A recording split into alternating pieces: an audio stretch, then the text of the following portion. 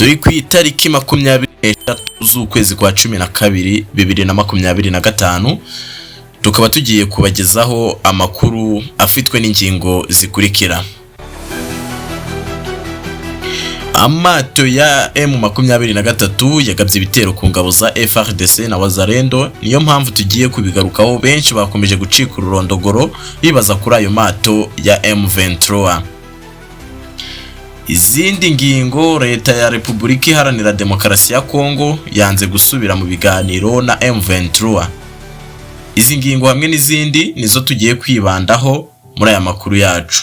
Ingabo za M23 zirwanira mu mazi zirwanya ubutegetsi bwa Kongo batangiye gukoresha ubwato bw'intambara n'urugamba bahanganyemo n'ingabo za leta ya Repubulika Iharanira Demokarasi ya Kongo muri Kivu y'Amajyepfo.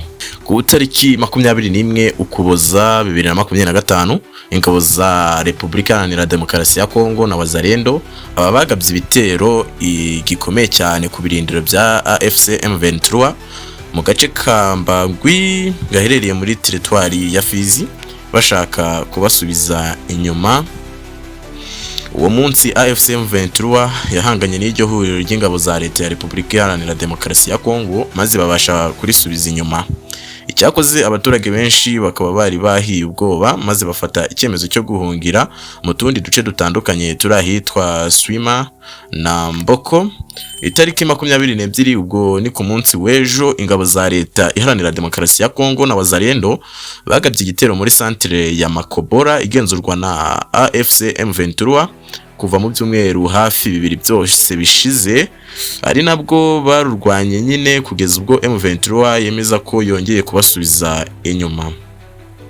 Uwo munsi nibwo abarwanyi ba M23 noneho batangiye gukoresha ubwato bw'intambara ni mu kiyaga cya Tanganyika, batangira kurasa ingabo za Repubulika Iharanira Demokarasi ya Kongo na Wazalendo bari bagabye igitero maze banabasubiza inyuma. Umwe mu babyiboneye yaragize ati, ni nyuma y'ibisasu twabonye abasirikari ba Repubulika Iharanira Demokarasi ya Kongo bava ku rugamba berekeza muri Mboko. Iki kibazo kikaba cyaraciye igikuba mu baturage maze bituma bongera guhunga ku bwinshi.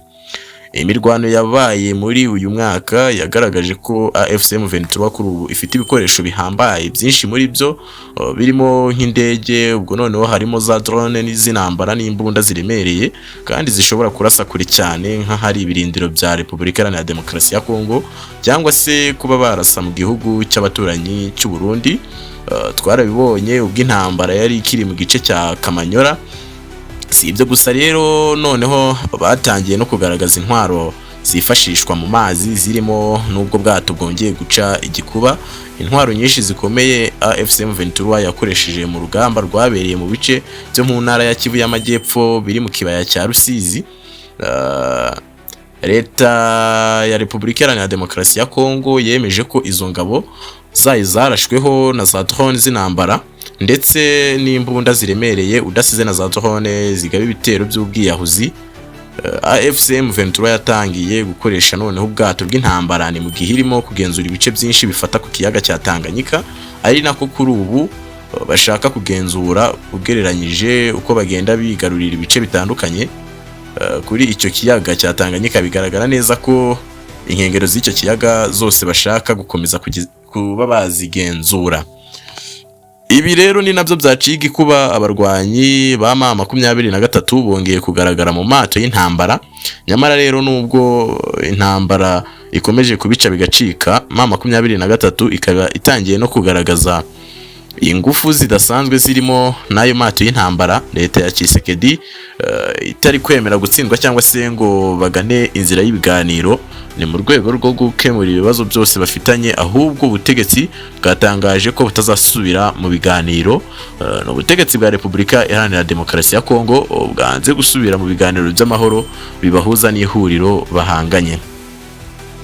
Leta ya Repubulika Iharanira Demokarasi ya Kongo yanze ibiganiro by'imbona nkubone cyangwa se byifashishwa hakoreshejwe ikoranabuhanga, no kuvuga video conference, ni mu gihe bakomeje kwinubira ko AFC M23 yafashe umujyi n'ibindi bice bitandukanye byo ku kibaya cya Rusizi. AFC M23 yatangaje ko yakuye abarwanyi bayo mu mujyi wa Uvira tariki ya 14 Ukuboza, ni mu rwego rwo kurema icyizere hagati yayo na Repubulika Iharanira Demokarasi ya Kongo kugira ngo ibiganiro by'amahoro bigende neza.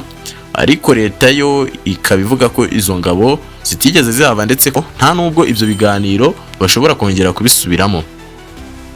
Muri iki gihe leta ya Repubulika Iharanira Demokarasi ya Kongo ishyize imbaraga mu gusaba abarwanyi ba AFC M23 ibihano, irabashinja kurenga ku gahenge.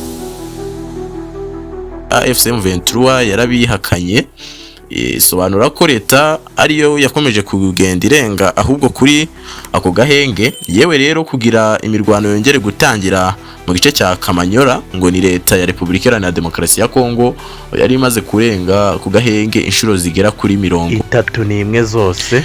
Ni muri iki cyiciro leta ya Repubulika Iharanira Demokarasi ya Kongo na AFC M23 bari kuganira ku mahame shingiro 6 aganisha ku masezerano y'amahoro arambye yari asigaye. Ayo mahame arimo ibijyanye no korohereza abari mu bikorwa by'ubutabazi, gusubiza ubuzima bwa leta mu bice by'igihugu, gushyiraho ingamba z'umutekano z'agateganyo, gucyura impunzi, kuzahura ubukungu no gushyiraho komisiyo yo kwimakaza ukuri, ubwiyunge n'ubutabera.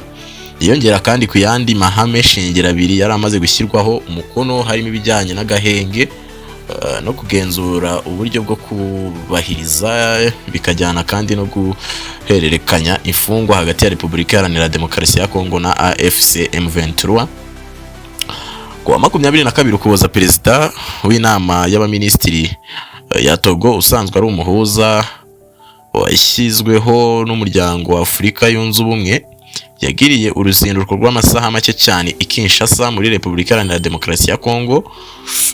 Ntabwo yatangaje icyamugenzaga i Kinshasa, gusa ibiro bya perezida wa Repubulika Iharanira Demokarasi ya Kongo byasobanuriye abaturage b'icyo gihugu ko mu byo baganiriye we na Tshisekedi icy'ingenzi ahanini byari bijyanye n'intambara ikomeje kongera gufata indi ntera muri Kivu y'Amajyepfo na Kivu y'Amajyaruguru, by'umwihariko ibice bigenzurwa na AFC M23.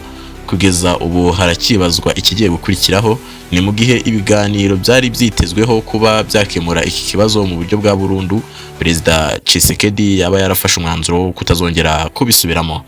Ni mu gihe M23 yemeza ko yamaze kurekura umujyi wa Uvira ku ruhande rwa leta ya Repubulika Iharanira Demokarasi ya Kongo ntabwo rwo rubyemera. Yewe rero uvuga ko hasigaye abapolisi ngo bambaye impuzankano y'igipolisi cy'u Rwanda, ngo hari abandi basigaye bambaye imyambaro ya gisivili.